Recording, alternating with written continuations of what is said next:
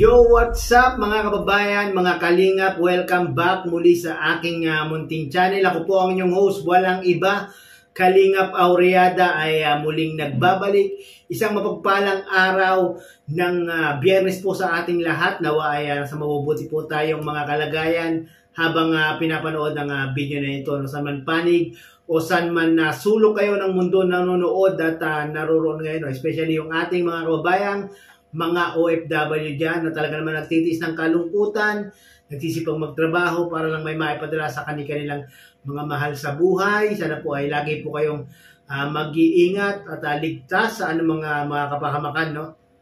At yung ating thumbnail dyan, mga kababayan, mga kalingap, nabasa nyo po ba mga kababayan? Yung ating thumbnail, Ruel of Malalag nakatagpo ng bagong babae na kung saan ay talaga namang mala Rachel Morales ang ganda. Nabasa niyo po ba yung mga kababayan?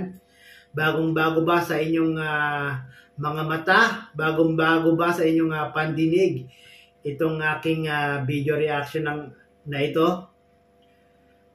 Unahan ko na kayo mga kababayan, mga kalingap, no? Bago po kayo mag-react, bago po kayo mag-comment, ay baka naman po maaaring panood po ang kabuuan ng video na ito bago po tayo mag-react agad, no? At baka meron pa pong hindi nakasubscribe kay Kuya Val Santos Matubang dyan, paki-subscribe nyo na po ang ama ng Team Kalingap at Kalingap Rab Ruel of Malalag. Suportahan po natin ang kanilang mga channel upang maging kabahagi po nila tayo sa kanilang programa at hikain sa ating mga panonood sa kanilang mga video ay hindi po maliit na bagay ito mga kababayan, mga kalingap, no? Kundi malaking bagay po ito para makatulong po tayo sa kanilang sinasagawang programa at hikain. Yan po ang paglingap sa ating mga kababayan, no? At pakisubscribe niyo na rin po itong aking munting channel mga kababayan, mga kalingap, para maging updated po kayo sa aking mga ginagawa kong mga ganitong reaction video patungkol nga po sa Team Kalingap, no? So ito na po mga kababayan, mga kalingap, yung sinasabi kong bagong babaeng natagpuan ni Ruel of Malalag. Panoorin po natin ito mga kababayan, mga kalingap. So ayan po, ating pong ingat ko ng mensahe po si Ate Christy po. Sobrang nagpapasalamat po ako sa mga sumusuporta po sa Kalingap at maraming salamat din po sa inyo kasi may pag-asa na po ako na matutulungan po kami.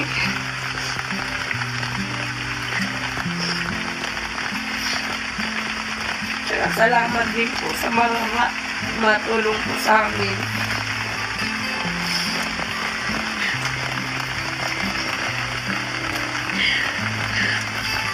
Papasalamat po kasi alam po may pag-asa na po kami kahit paano po yung mga napupumano na ng birth certificate kasi nahihirapan na po talaga kami.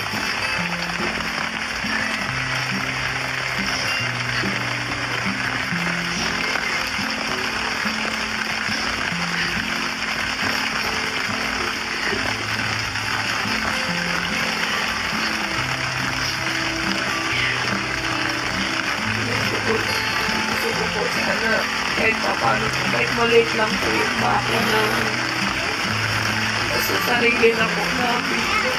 Hindi po yung para po kami lagi inaakit.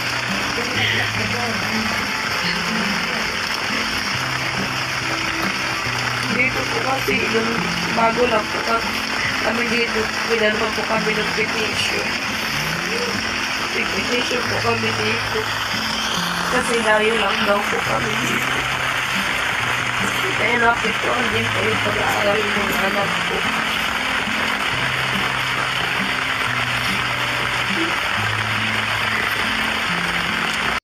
So yun na nga po, no, mga kababayan, mga kalingap, napanood po natin sa video ni Dodong Ruel. Credit po kay Dodong Ruel at muli tayong kumuha o gumamit ng maiksing video clip para gawa ng reaction video, no. Nakita niyo naman mga kababayan, mga kalingap, no. Excuse me, ito po yung bagong natagpuan ni Ruel of Malalag, no, itong bagong babaeng ito na kanyang tutulungan, na kanyang lilingapin, no. At correct ko lang mga kabayan, mga kalingap, no, si Marius Vlog po ang unang nakatagpo dito kay Ate Christy, no, na kung saan si Marius Vlog ay nagtiwala kay Dodong Ruel na mas matutulungan ni Dodong Ruel itong si Ate Christy, na parang mala-artistahin din ang dating ni Ate Christy, no. Siguro nung kabataan ni Ate Christy maraming pinaluhang lalaki ito, no. Pero mo, ang ganda ni Ate Christy, kahit na 4 na yung kanyang anak ay talagang napanatili niya yung kanyang kagandahan, no. At sa vlog nga ni Ruel of Malalag ay artistahin nga daw po itong si Ate Christy, no. At ang istorya pala ng buhay ni Ate Christy, mga kababayan, mga kalingap, no. Itong si Ate Christy pala ay minsang nagtrabaho sa isang bar, na kung saan, mga kababayan, mga kalingap, sa kanyang paghahanap buhay doon ay nagkaroon po siya ng 4 na anak. At yung 4 na anak daw po na yon, mga kababayan, mga kalingap, ay iba't iba ang ama ng kanyang mga anak, no. At napilitan nga lang po magtrabaho si Ate Christy nga daw po sa bar na iyon dahil nga po sa hirap ng buhay, no. At talagang hirap si Ate Christy, kaya nga po pinasok niya ang ganong trabaho, no. At nagkaroon po ng pagkakataon na umalis si Ate Christy sa kanyang pinapasukang trabaho dahil nga po nagkaroon nga po siya ng isang anak na babae, no. Kaya nga po umalis siya sa trabaho dahil ayaw niya pong mamulat yung kanyang anak, na lumaki yung kanyang anak na ganun yung kanyang hanap buhay, no. At believe din ako kay Ate Christy, kahit na 4 ang anak niya at walang sumusuporta sa kanyang mga anak, nung mga anak nung kanyang mga inasawa, o hindi ko alam kung inasawa o naanakan lang siya doon sa pinagkatrabuhan niyang bar, no. At buti na lang andito si Ruel of Malalag at si Marius Vlog para tulungan si Ate Christy sa kanyang mga pangunahing problema sa buhay, no. At ang pinaka-problema ni Ate Christy na idinadaing kay Ruel of Malalag ay yun nga po, no, mga kabayan, mga kalingap, yung bahay nila, no. Wala nga daw pong permanenteng bahay itong si Ate Christy, at pinipetisyon na nga daw po sila na umalis doon sa kanilang kinatitirikan ng kanilang bahay ngayon, no, dahil nga po hindi nga daw po iyon sa kanila, mga kababayan, mga kalingap, no. Grabe ang problema rin ni Ate Christy, mga kababayan, no. At nung pagpunta nga po ni Ruel at ni Rachel doon sa bahay nila Ate Christy ay puro may mga sakit itong kanyang mga anak. Grabe talaga yung pinagdadaanan ni Ate Christy na ito, mga kababayan. At nagbigay nga po ng paunang tulong, paunang ayuda itong si Ruel of Malalag dito sa pamilya ni Ate Christy. Nagbigay po si Ruel of Malalag ng isang sakong bigas, at nagbigay ng pambili ng gamot para sa mga bata na may sakit, no. Ay nako, Ate Christy, sana po ay matulungan ka po ng lubusan ng Team Kalingap sa iyong pangangailangan, no? Lalong-lalo na po ang bahay. At talagang kailangan po ni Ate Christy, mga kababayan, mga Kalingap, no? Sa mga hindi po nakakapanood ng video na ito, mangyari po ay pakipanood nyo po sa YouTube channel ni Ruel of Malalag, at huwag po tayo mag-i-skip ng ads, mga kababayan, mga Kalingap, no?